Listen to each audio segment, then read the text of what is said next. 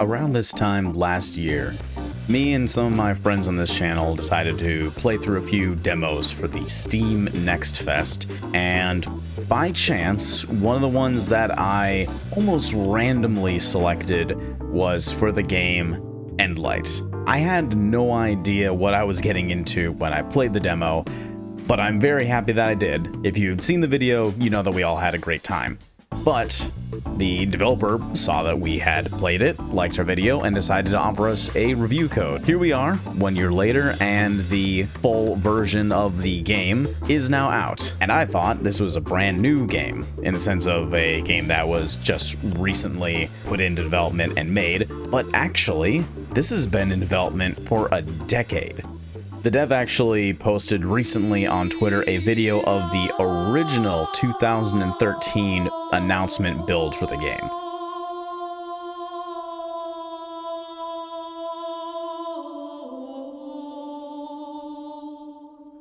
Already looks kind of cool, but look how far they've come since then.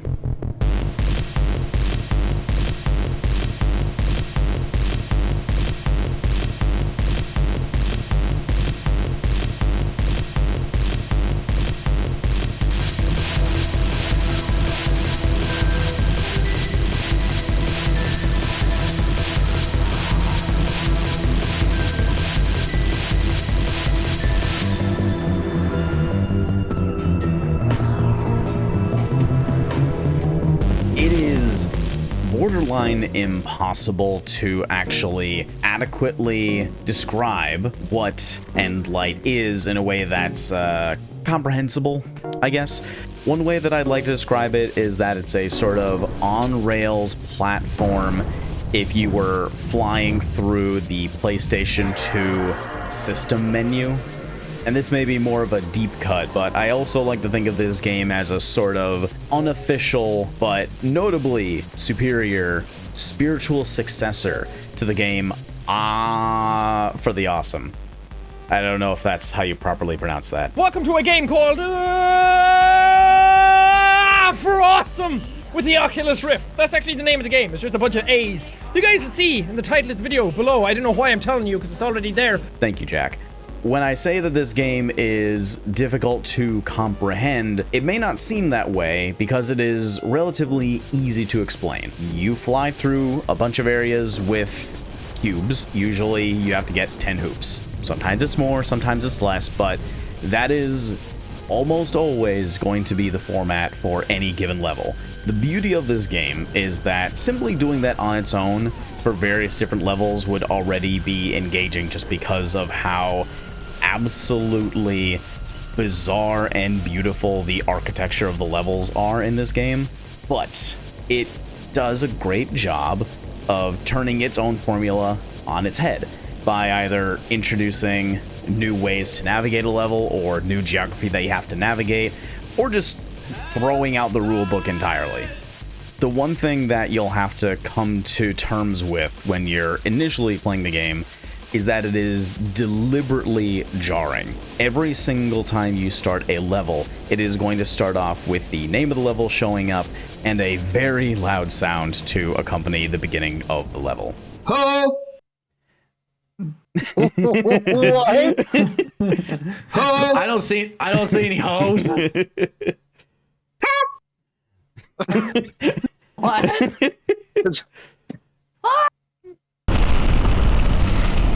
Oh god, here we go again. I didn't know Oppenheimer was gonna start within the nuke.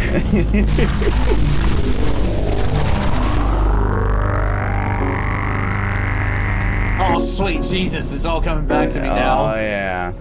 Look at all this. The actual act of navigating in these levels is all fairly exciting, but there's a lot of good design elements behind the scenes, which is to say the elements of shields, as well as the way of how speed is affected by moving through the level. When you hit something, it doesn't actually slow you down. There may be a brief pause kind of visual effect, but it doesn't actually reduce your speed. And the developers have even mentioned on their Twitter account that they wanted to avoid that as a sort of pitfall of game design for games like this, and that you don't want to punish the player for it, and this actually leads them to have a much wider array of level design, because if you have levels where you are encouraged to actually break through or to, touch all of the otherwise untouchable obstacles, that leads you to a much wider range of levels that you can actually design. If I haven't done a good job, at least for demonstrating, say, the point of this game, I'll show you a clip from the developer to demonstrate the point. Many people ask, what's the point? What's the point? Look at it! That's the point! So you wouldn't think of it at first glance just looking at some of the B-roll footage that I have for this, but this is a exceptionally funny game. Whether it's the subtitles that encroach you on the levels, or the name of the levels themselves, or the surprise chats that the game throws at you, the humor is decidedly the factor that makes this game stand out. Surprise chat. Ooh. Originally, there were instructions here. They were good instructions. Great instructions. The best instructions. But no one read them. Is that you want instructions? It would be helpful. Okay, then. I didn't know they were on the menu, but alright. To complete level, get all hoops, no time limit, finish quickly, hoops at shields, head shields max, walk every day. Wait, what's walk every day? Is that what you I mean, want? at least they're trying to promote exercise and for us to go out and touch grass. How can we walk? We're cute. Is that what you wanted? Because don't get me wrong, if it was just flying through all these levels and there was no plot, no story, no dialogue, no jokes, it would still be a very visually stimulating experience. But the humor is what made it so captivating for me and my friends during the demo. And I can thankfully say that that is maintained in the full release of this game. Ho! Kansas is my favorite. You keep saying hoes, but I don't see any hoes. Why is Kansas chat. your favorite? Perhaps he will tell us. Yeah, having driven through Kansas multiple times, not much to see. Maybe that's why they like it. Yeah, that's fair. Although I will admit, Kansas is a little bit more hilly in real life than I actually thought it would be. Now, Okay. I almost thought you said Kansas was a little more Hitler. I was like, what? No! Jesus! Kansas, we're here! Kansas, strap in! And I know that I've been showing all of the gameplay footage in the background, but just, you gotta marvel at the number of on-screen objects, all of them moving and drifting and shape-shifting, all of it happening at once and running really damn smooth. Like, you can get this thing to run at really crisp, smooth frame rates and at really good resolution too.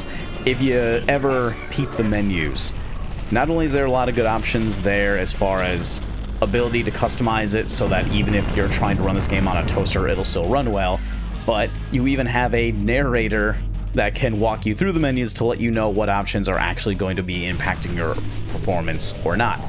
And you have the option to turn that voice off if you don't want the help, which is always nice. Section 3, Performance. I highly recommend starting a level before adjusting these. You can see the FPS, the draw calls, and the vertices. Nope. I don't think I want to have my game narrated by a Starbucks barista. That being said, I don't think this would be a proper review if I didn't give all of my thoughts, good and bad. One thing that I wish would be fixed or tweaked in future updates is specifically your starting position whenever you begin a level. It's not uncommon in both my footage and just my general playtime for the beginning of a level to be particularly difficult, and it seems like I may spawn in at a point with a ton of geometry, or like I'm way off the intended center of the map and I have no idea where I'm going and there's no hoops anywhere.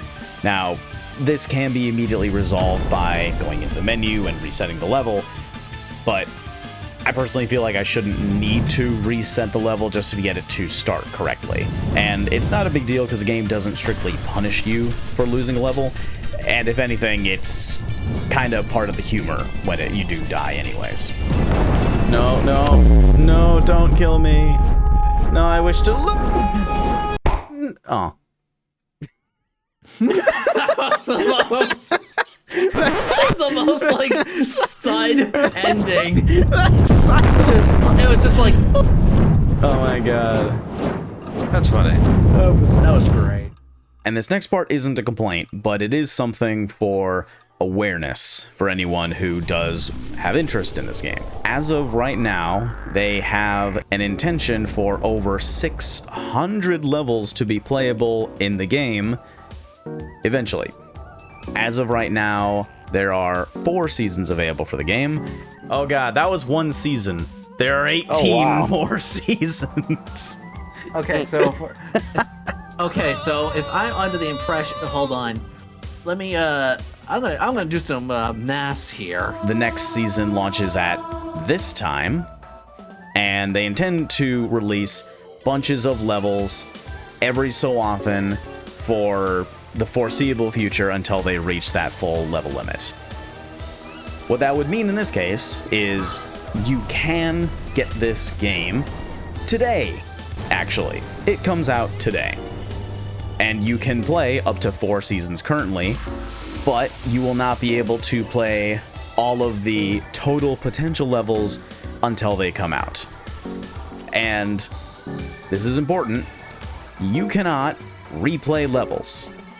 At this time, there is a indication for the right to replay levels happening as a in-game event in December, but that's the crux of this. This is not a game that you can play endlessly or replay levels or just kind of mindlessly do in the background while listening to a podcast. This is a very unique one-and-done experience. While I personally appreciate it just because it's very unique and it's actually giving a promise of a lot of post-game support, it does at least give me the indication that not everyone is going to be into this kind of practice for post-game support, and they would preferably want them to delay the launch until all levels are available, but that's the way that the game is being made, and you should know that before going in. No replaying levels, and the rest of the levels don't come out until later. Attempt 2. Yeah, man, if I have 18 more seasons to go, I don't know. If we already peaked in season 2, then you already had a way shorter lifespan than freaking Walking Dead or Game of Thrones. Oh, man.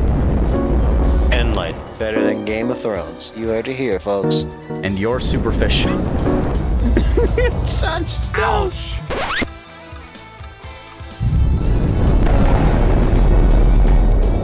Having a better series ending was not that much of a story. Look, as long as season 8 of Endlight is better than season 8 of Game of Thrones, then we'll be okay. We'll all make it.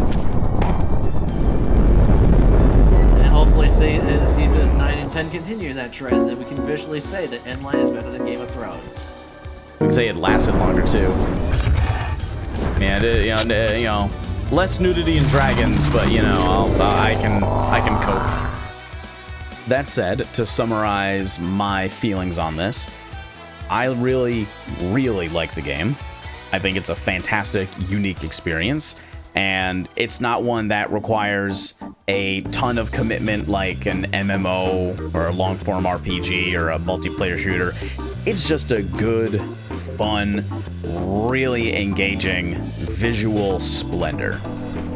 If any of this interests you, or if you wish to give it a try, there will be a link to the Steam page below, and you can try this maddeningly beautiful, bizarre game for yourself.